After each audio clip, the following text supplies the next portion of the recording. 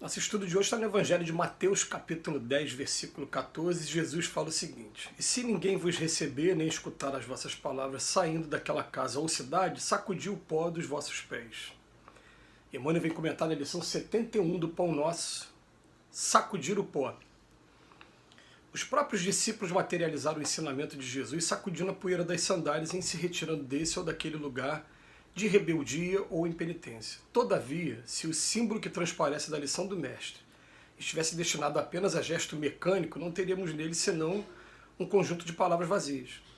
O ensinamento, porém, é mais profundo, recomenda a extinção do fermento doentio. Sacudir o pó dos pés é a não conservar qualquer mágoa ou qualquer detrito nas bases da vida em face da ignorância e da perversidade que se manifestam no caminho de nossas experiências comuns.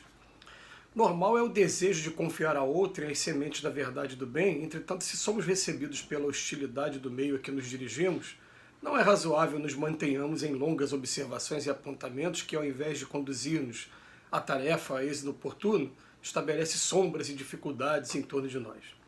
Se alguém te não recebeu a boa vontade nem te percebeu a boa intenção, por que a perda de tempo em sentenças acusatórias? Tal atitude não soluciona os problemas espirituais. Ignoras acaso que o negador e o indiferente serão igualmente chamados pela morte do corpo à nossa pátria de origem? Encomenda-os a Jesus com amor e prossegue em linha reta buscando teus sagrados objetivos. Há muito por fazer na edificação espiritual do mundo e de ti mesmo. Sacode, pois, as más impressões e marcha alegremente. O texto de hoje é dos mais graves, dos mais sérios para a gente estar analisando, porque a gente começa a estudar o Evangelho de Jesus e vê lá o ide e pregai-vos.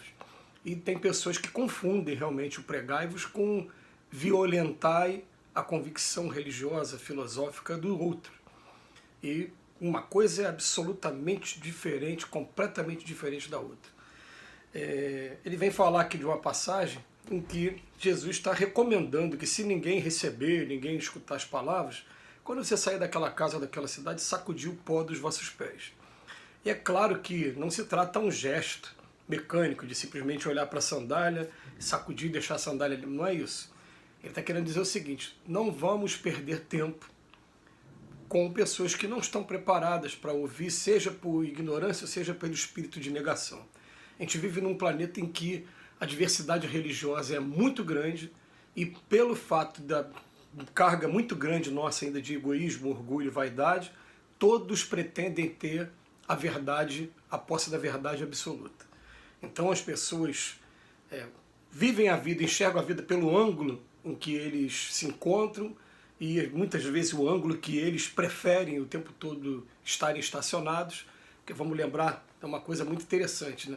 Às vezes você quer apontar para uma pessoa aqui ou lá, mas ela não vai olhar além da ponta do dedo dela, porque ela só quer olhar a ponta do dedo dela.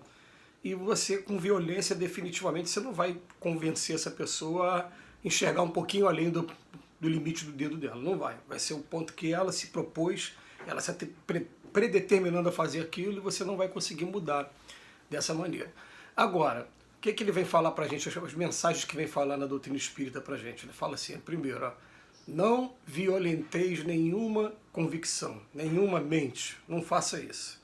Igual Jesus na época falava para os discípulos assim, não vade ter com gentios primeiro.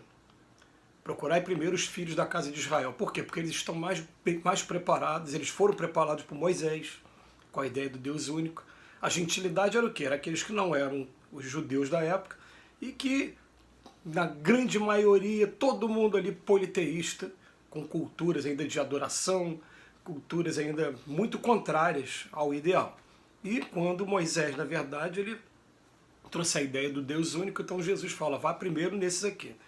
E a mesma coisa hoje, Allan Kardec, na doutrina espírita, fala pra gente, não vai violentar convicção nenhuma de ninguém. Agora, estejam preparados, porque naturalmente as pessoas vão começar a ficar curiosas e vão começar a querer saber sobre a vida espiritual, sobre como é que a alma procede quando desencarna, o que a gente vai encontrar do outro lado, como é que é a continuidade da vida, naturalmente. Então ele fala simplesmente, dentro da sua casa, tem alguém que não quer te ouvir? Deixa a pessoa daquele jeito mesmo. Continua fazendo a tua tarefa. Até porque a frase que mais marcou, pelo menos para mim, com relação a esse tema, fala assim, aquele que realmente já se compenetrou do tamanho do trabalho que se tem a fazer, não vai perder tempo em contendas, em discussões que são contendas, na maioria das vezes, estéreis, inúteis, não vai levar a lugar nenhum. Eu me lembro aqui de alguns exemplos, todo mundo vai ter os seus exemplos, eu vou trazer alguns exemplos aqui comigo também. Eu me lembro, por exemplo, de uma pessoa que uma vez pegou o meu Evangelho segundo o Espiritismo emprestado. Essa pessoa é da igreja presbiteriana. E ela veio com todo carinho, você é espírita, eu tinha curiosidade de saber como é que o espírita enxerga, como é que é a visão do espírita, você me ajuda então, né? Pode me prestar o Evangelho? Eu falei, pô, você está pegando um livro que para mim é um livro terapêutico, eu preciso dele todos os dias, mas eu vou te prestar. É claro que eu fui lá depois no centro espírita e peguei um outro, emprestei o meu para ele e peguei um outro emprestado. Aluguei um outro exemplar para ficar em casa, né? Nessa época a gente nem usava ainda os PDFs ainda, já tem algum tempo, não tinha esse recurso todo tecnológico, ou se tinha a gente não conhecia, não utilizava. E essa pessoa ficou um mês com o meu livro, um mês e pouco, até que eu encontrei com ela e falei, ué, meu livro, o que você achou? Você leu? Gostou? E ela falou para mim assim, eu não concordei não. E ela, na verdade, ela não passou dos primeiros capítulos, né? Não chegou a ler nem o primeiro capítulo todo, o segundo. E quando ela veio discutir comigo, eu falei, então olha só, com todo respeito, você não fica chateado, não fica magoado comigo de jeito nenhum. Mas eu não vou conversar com você porque você não chegou a ler. Se você chega a ler, pelo menos daria pra gente, né, debater alguma coisa, mas eu não tenho intenção nenhuma de querer te convencer de nada. Aliás, tem alguns amigos até que em determinado momento eles ficam até incomodados, assim, porque os meus amigos mais próximos eles falam assim, pô, eu não sou de conversar sobre religião no meio dos meus amigos, eu definitivamente não sou. Só se eu estiver no meio em que todos sejam também da mesma religião ou que se proponham a estudar o Cristo. Mas quando eu estou no ambiente de música, ambiente de futebol, eu não falo definitivamente sobre religião. Aí teve uma vez que a pessoa veio me perguntar, a iniciativa foi da pessoa, o que você acha disso e disso? Na minha opinião é isso, isso e isso.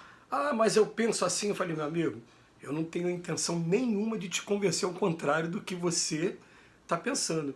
Mas você me pediu uma opinião, estou dando minha opinião. Fico com a sua opinião, eu fico com a minha. Contanto que a gente se respeite, a gente se ame, ótimo.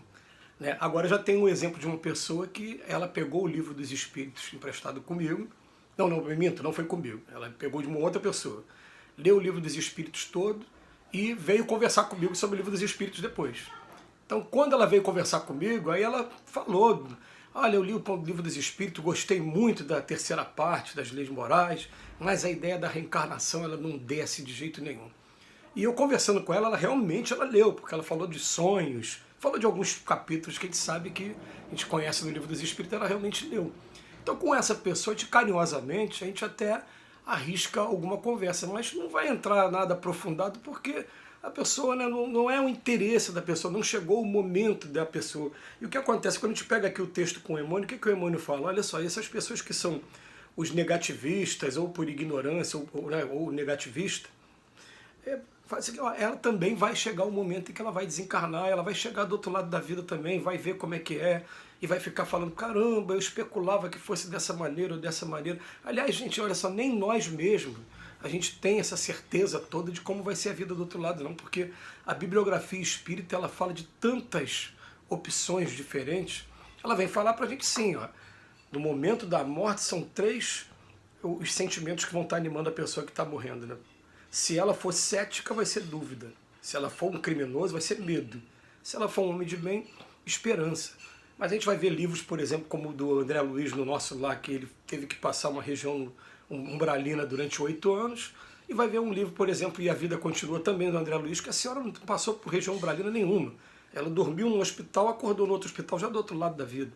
Então a gente vai ver que a desencarnação é diferente para todas as pessoas, cada um de acordo com o seu mérito, com o seu desapego, com a sua visão de vida. Ela vai ter um momento diferente. Então nem nós, que às vezes pretendemos ser os donos da verdade, muitas das vezes, a gente tem que acabar com isso. Ninguém é dono da verdade, por isso que Jesus fala pra gente, segue o conselho, não vai para os primeiros lugares não, fica nos últimos, porque é melhor que alguém chame, vem cá, eu te chame para vir para frente, do que você ser convidado a sair daqui que seu lugar não é teu não, vai lá para trás. Então vamos colocar um pouquinho mais de humildade, né? E vamos colocar aquela posição assim, eu quero ser útil, eu quero ajudar, mas em primeiro lugar, acima de qualquer coisa, antes de qualquer questionamento doutrinário, eu tenho que colocar na minha cabeça que amar ao próximo é a principal meta. Se eu desrespeitar a religião, a convicção filosófica religiosa daquela pessoa, eu estou praticando tudo contrário ao amor ao próximo. Que Jesus nos abençoe hoje e sempre.